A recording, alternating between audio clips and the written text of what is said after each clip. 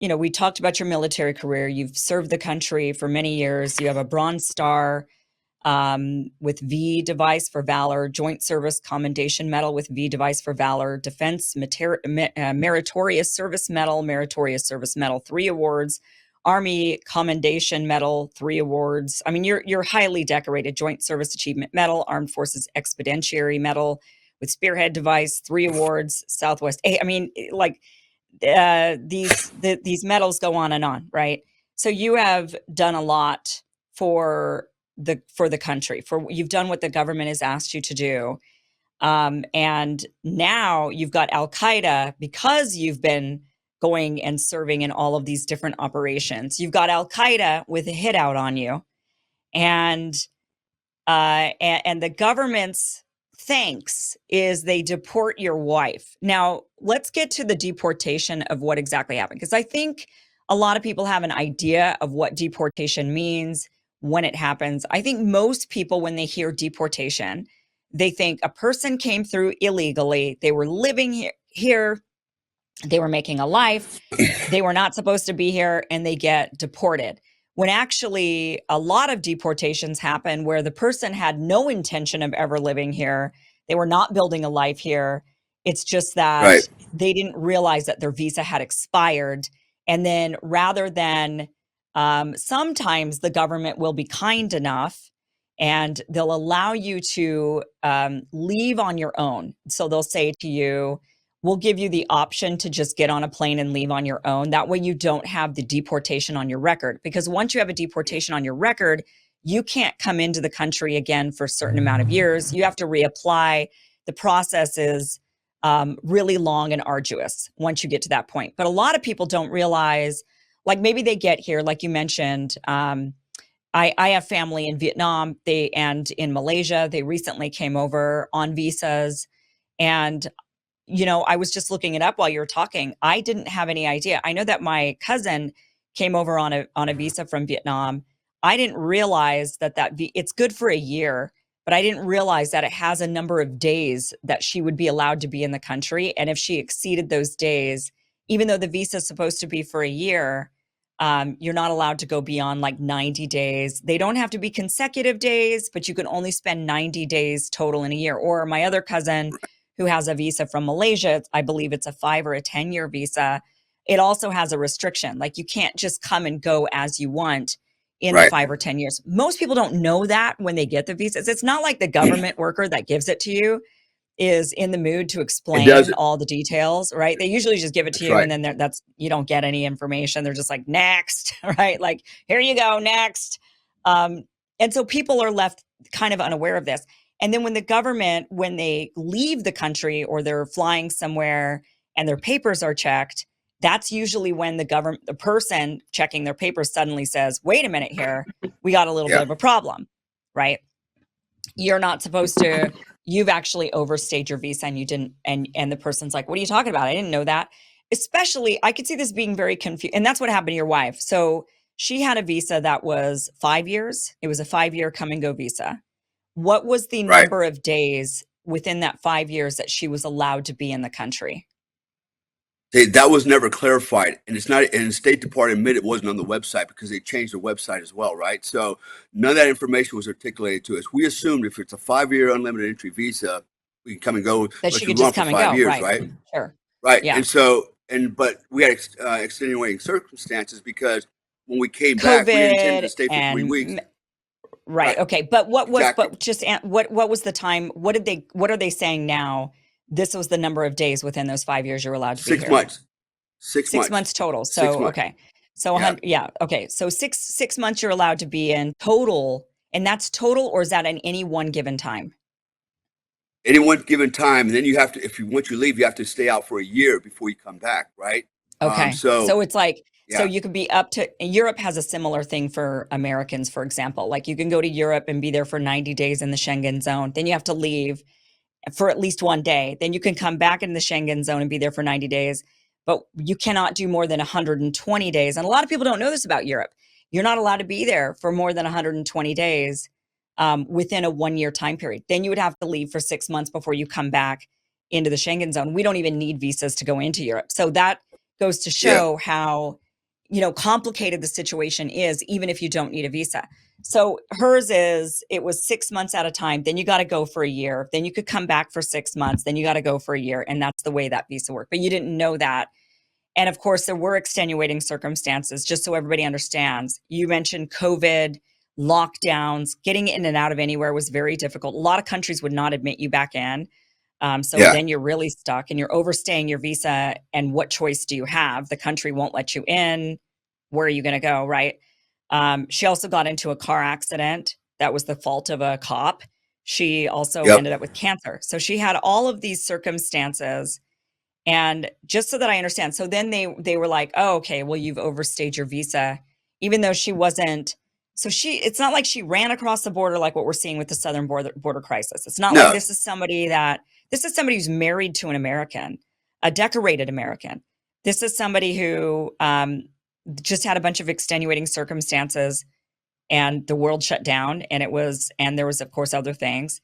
And so they looked, so basically, so what were you guys were flying to LA from, where were you flying From from? Indonesia. So she had Yeah. already left, Indonesia. but in their mind, she didn't leave long enough. Was that the issue? They were like, oh, you flew in from Indonesia. Here you are at customs trying to get through border security control. So why, No, I mean, their issue was she overstayed her visa the previous time. So COVID, oh, so they cancer, were car getting mad accident, about the right? first time. Okay. So Right. they're getting mad And about then the we first came time. back for, we came back for follow-on doctor's treatment, right? 6 weeks later, we had all these, it's not just cancer oncologists we had to see psychologists, many other people, other therapists. But, and the thing was, one of the CBP officers told my wife, as soon as he grabbed her, pulled her in the back, he goes, I'm sick and tired. And this is what he is. I'm going to quote what he told her. He goes, I'm sick and tired of you people coming over. You're just looking for work. Right. This is what he told me. And by the way, my wife owns a brick and mortar security company in Bali that does very well. Okay. And also a restaurant. My wife doesn't need to come to America to work. That's not the point. The point was, I live in America too. I have a home there. I have family there. And what we wanted to be able to do is go back and forth between both countries and share time with both our families and our homes. Right. It has Right. nothing to do with my wife trying to get a job or living off the American dole. Far from that. Got it. Just want to clear But that this up. is right. But this is, I think, a lot of people are very sick of the immigration crisis that we have, or the migration crisis. And you kind of got the brunt of that a bit on that. You've got a border patrol person who's fed up, and they just blame everybody, and they think everybody's a criminal. And so they kind of put that on everybody. So what the other thing that really concerns me about this story is what happened during the deportation process. I am so surprised to hear that they wouldn't even allow you in the room with her, or for you to talk to her, Nope. or for Nope. you to even see her and have a conversation before they stuck her on a plane. I mean, they just, Nope. and they didn't come out to notify you, really. They didn't come out to say, this is a situation, this is what's going to happen, this Nope. is your spouse, and we're sending her back to Indonesia. She's got to go. I mean, they didn't. I mean, this is appalling. It's appalling that. They didn't do anything. Yeah. They So, basically they never, as promised, came out and informed me what they're going to do. That they told me, give me about 2 hours. 24 hours I sat down there by myself in the baggage claim, literally 24 hours with no information, no one to, even went and tried to find a CBP agent, and they wouldn't even let me have access or a phone number to call down there. In fact, finally, so my friend that works on the inside, he passed me a phone number. He goes, listen, he goes, you didn't get this from me. He goes, and he was actually giving me real-time screenshots of what they were doing on the computer. All right. So I saw the shenanigans that was going on, the lies, right? Real time. I got screenshots of all this crap. And so I finally got a phone number for the supervisor who was down there, the guy that, was honcho and all this. And when I called the number, he goes, this is so, sir, password. And I go, password. I said, I got a password for you. I said, you got my wife down there and you've had her for almost 24 hours and I haven't heard hide or tail for you. Now, I said, you come out here and we're going to have a conversation. He goes, and he started running his yap a little bit. I said, bring all your friends with your guns. I said, come out here and let's have this conversation because you don't get to treat my wife like that. And there was no way I could get back in there, right? They had it completely locked down.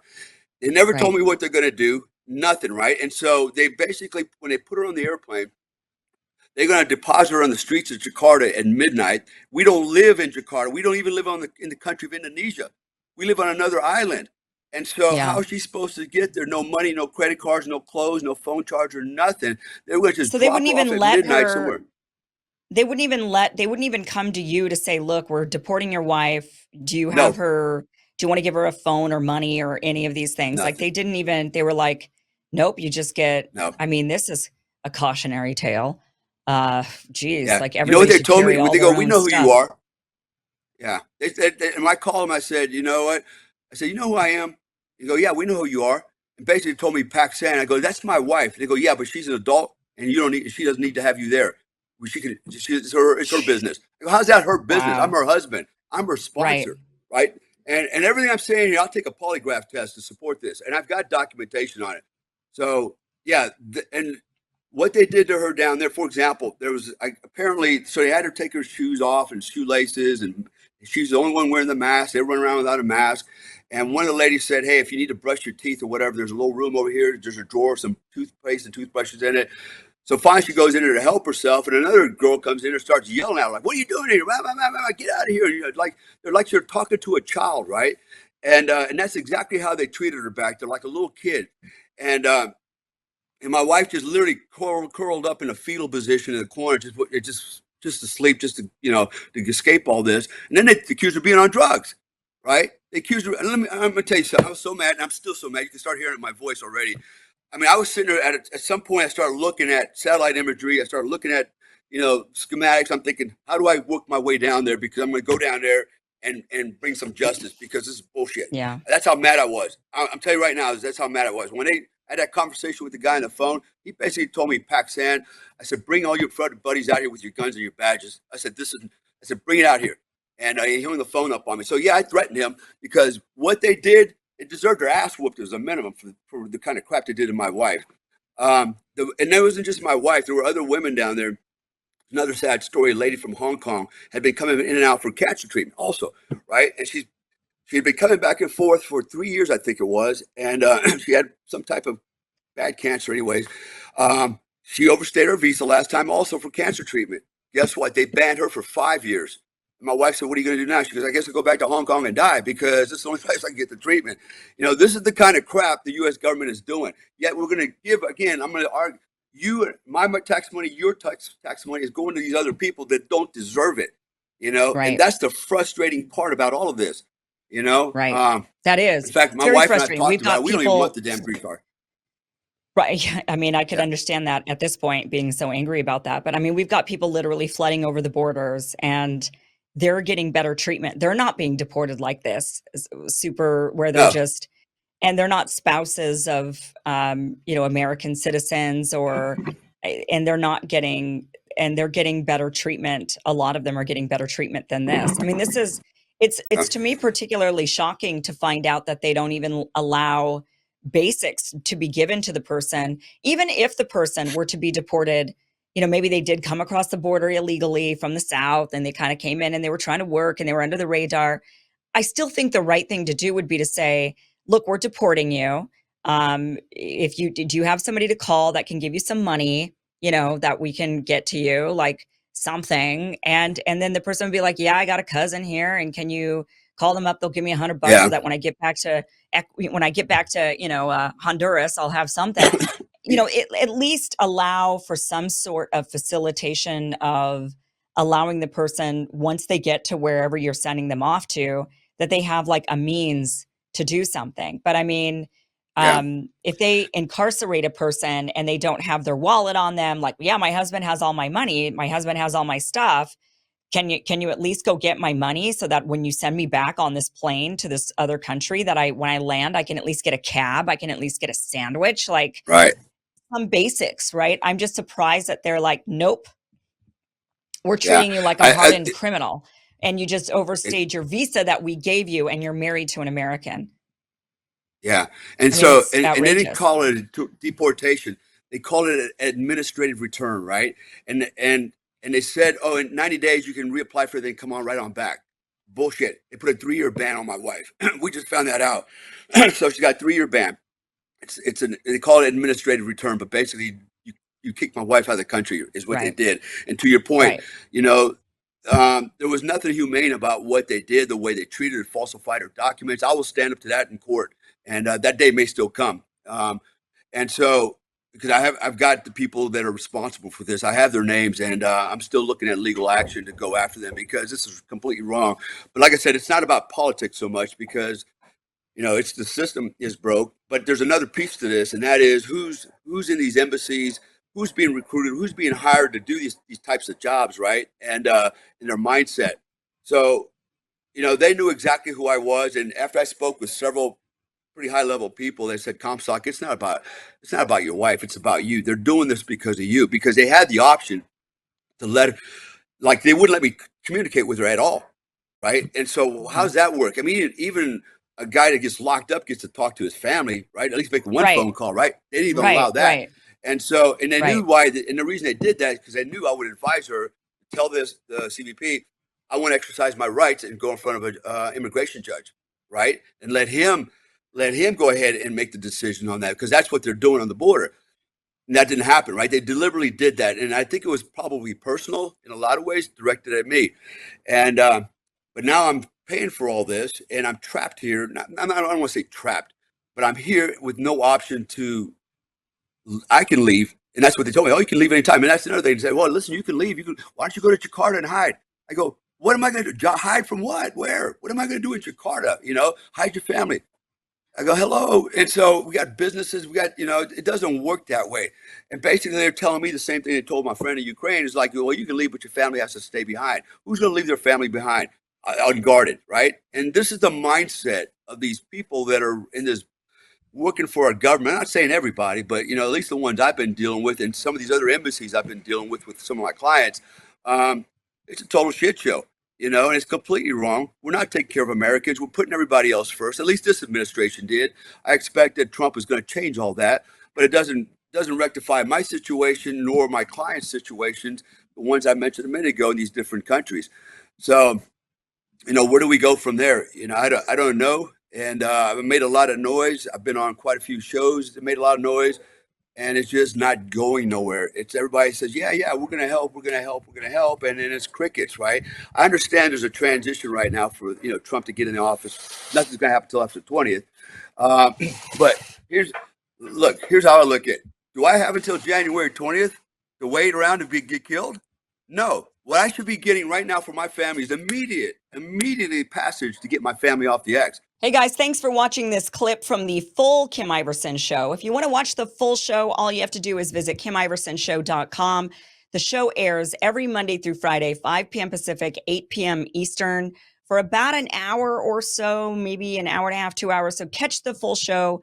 Once again, go to KimIversonShow.com, Monday through Friday, 5 p.m. Pacific, 8 p.m. Eastern. See you there.